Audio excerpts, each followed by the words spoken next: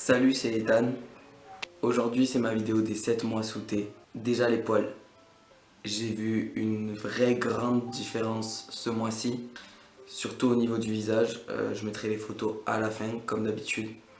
Je pense qu'on peut le voir un peu sur la vidéo. Donc surtout au niveau de la moustache et en dessous là. Je sais pas si le minoxidil est pour quelque chose, mais sans doute. Donc je le recommande fortement. Après au niveau des cuisses et des jambes en général, j'en ai de plus en plus aussi. Du coup, j'ai de moins en moins d'endroits sans poils. Et il faut savoir que de base, je n'avais pas de poils sur les cuisses. Ensuite, la voix. Pour moi, c'est moins flagrant qu'au début. Je me rends plus trop compte qu'elle change.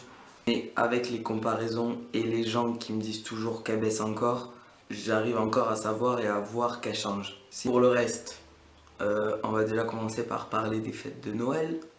Bien que j'ai pas beaucoup fêté Noël, voire pas spécialement, j'ai quand même vu ma famille et certains d'entre eux ont visiblement imprimé que j'étais trans. Donc j'ai eu droit à tout, être genré au féminin, entendre mon prénom féminin alors que je l'entends plus depuis longtemps. Et ça venait même pas de mon père.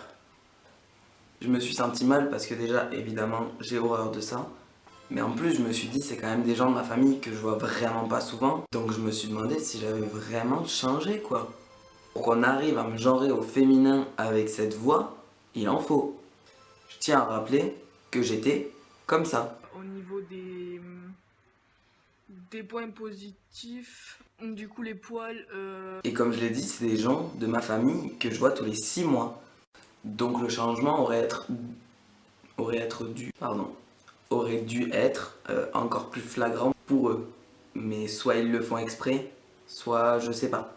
Parce que bon, mon cousin a quand même gueulé mon prénom féminin au balcon. Enfin, il était en bas et il m'appelait. Donc bon, à ce stade, tu te dis soit il l'accepte pas, soit il le fait exprès quand même. Ensuite, mon père, qui un coup fait un effort, un coup me dit, toi t'es pas un mec, de toute façon tu seras toujours une fille. Exemple, je m'étais fait opérer et c'est le jour où je rentrais chez moi. Donc j'avais besoin d'une infirmière pour 15 jours de soins. Du coup, il m'a donné le numéro de la sienne et il me dit tu l'appelles, tu dis je suis le fils de monsieur machin. Il a dit le fils. Je sais pas, même ma mère qui l'accepte, je l'ai jamais entendu dire fils. Et une autre fois, il m'a même genré au masculin. On devait aller je sais pas où et il me dit quand t'es prêt, tu me le dis. Donc, j'arrive pas trop à comprendre. Ensuite, ma mère qui a écrit mon prénom masculin sur les cadeaux. Voilà. Même si elle m'appelle Ethan tout le temps, pour moi c'était genre officiel. Sinon, concernant mon parcours, j'ai dû renvoyer ma demande au tribunal parce qu'il demande des papiers que je pensais même pas qu'il fallait mettre. Je pensais même pas que j'étais obligé. Donc, attestation psy et endoc. Endoc pour prouver qu'on est bien sous androtardile, la photocopie de l'acceptation du changement de prénom et la photocopie de la carte d'identité. Donc j'ai tout renvoyé, j'espère recevoir une réponse positive cette fois, ou une convocation, enfin je sais pas comment ça se passe. Ensuite, un dernier petit point, et je pense que ce sera tout, mon endocrinologue. Jusque là, je la trouvais super gentille, super sympa, mais là, je devais aller sur Toulouse du coup pour la voir, sauf que je pouvais absolument pas. Je devais me faire opérer, j'avais absolument pas d'argent pour y aller. Entre le train et le taxi, c'est 50 euros. Donc ce coup-ci, je pouvais vraiment pas y aller. Donc je l'ai appelé quelques jours avant mon opération pour la prévenir. Donc, pardon. Donc elle était ok pour voir après l'opération, pour me faire mon ordonnance et me l'envoyer. Quelques jours après mon opération, je la rappelle. Et là, elle me sort. Non, mais moi, je fais plus de rendez-vous téléphoniques, je sais pas quoi. En ce moment, surtout vous, les FTM, vous faites tous ça. J'étais là, mais je vous ai prévenu, je viens de me faire opérer, je suis fatigué, je passe mes journées au lit, j'habite pas sur Toulouse. Je sais pas, elle était ok, je la rappelle, elle me dit que non. Et puis vraiment pas aimable, elle me dit ouais mais votre docteur il peut vous le faire hein.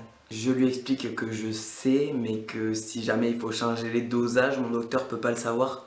Et du coup, en effet, il fallait changer le dosage. Je suis passé de 0,5 à 0,4 toutes les 2 semaines. Enfin voilà, pas aimable. on est le 1er juin 2017 et c'est mon premier jour sous thé. On est le 28 décembre 2017 et ça fait 7 mois que je suis sous T.